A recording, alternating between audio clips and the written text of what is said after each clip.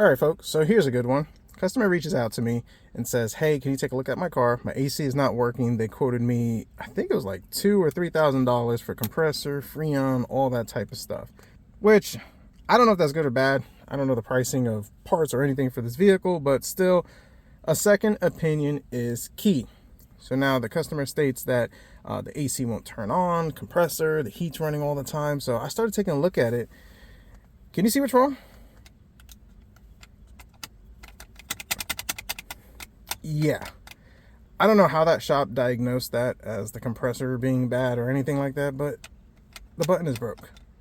That's insane. And unfortunately, that happens. If you don't know enough about vehicles or anything like that, you take it to a shop and you're just going to trust them and go by what they say. Always get a second opinion. So now this is a 2008 Toyota, I think it's like the RX330, 400, something like that. I'll post it on the screen. And the common issue is that these things just tend to break and go bad. Ooh, the passenger one is bad too. That's unfortunate. But anyways, yeah, this is what's wrong. So I actually diagnosed this about a week ago, went to the junkyard and actually didn't bother to take a look at this one. So I'll have to let them know we'll need that one. But in a nutshell, $10 for this piece. Yeah. So let's go ahead. Let's take this apart and at least get this fixed for the customer way cheaper. So to get this far, not completely terrible, but doable. And I really wish I brought my tripod and I would record this a lot better, but you do what you got to do. So the trim over here around the shifter comes out first, plastic pry tool, just pry it out.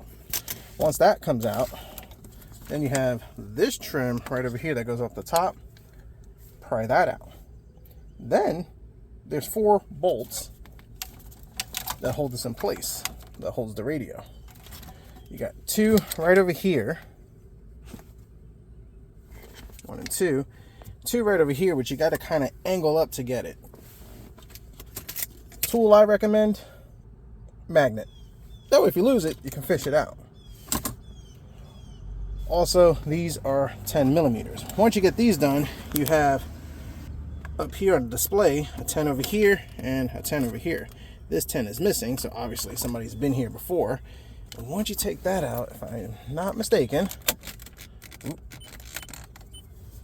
this should pop out. So let me go ahead and pry this out. I can't do this one-handed. And that just kind of pulled out, so we're good there. And now what we need to get to is right over here. This connector comes out, and those are 4 Phillips head screws. So correction, it's only 3. So it's 1 over there, 2 up top, and then right over here they put a zip tie to hold this wire in place. I brought a pair of side cutters, but I didn't bring a zip tie, so gotta do what you gotta do. Yeah, that's definitely no bueno. So out with the old, in with the better. And that connector just pulls out real easy. So let's go ahead and plug that in. Let's double check it, make sure it works. We got auto, off, turn, auto. Now let's lower the temperature. Sweet, everything works. So let's go ahead, screw this back in and wrap this up. All right, so got everything put back together, reverse order.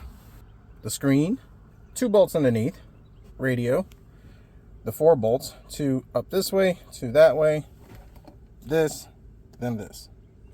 And I forgot to mention, do put this in a lower gear, that way all this pops out easier. So I just put it on 2L. So, you know, that part. Let's fire it up. Let's go to auto. Ice cold AC, hit the climate button, max cold. Pretty cool. So I guess it's not a big deal that this is not working. Let's go ahead and lower this down.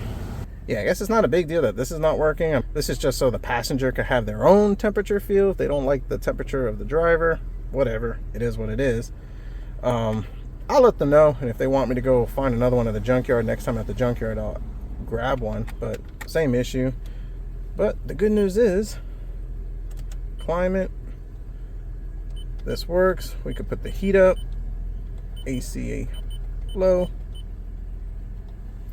golden. So pretty easy fix, cheap part, not too bad. So folks, I can't stress this enough. Always get a second opinion. That's ridiculous that they were going to charge $2,000 to $3,000. The bill is somewhere around here. Well, the estimate was somewhere around here that they were going to charge for a new AC, compressor, condenser, all that type of stuff, and the labor, when all I needed was the button. Obviously, what they probably would have done is gone to the junkyard, pick one of these up for about $10, $20, put this in there, and then just build them for that. I've seen that before. It's sad that people try to scam people like that, but I mean, that's the world we live in. Do your knowledge, do your research, and you can save a bunch of money. This was an easy repair. This probably took me 20 minutes to take out the junk vehicle and another 20 minutes to put this in. So if you have a 2006 Lexus RX330 and your buttons are not working properly, go to a junkyard, get one that works. There is like a mod or an upgrade to fix these to make sure that they don't have that issue. But either way, second opinion is key, and don't be afraid to do it yourself. So hope you enjoyed this video. Thanks for watching.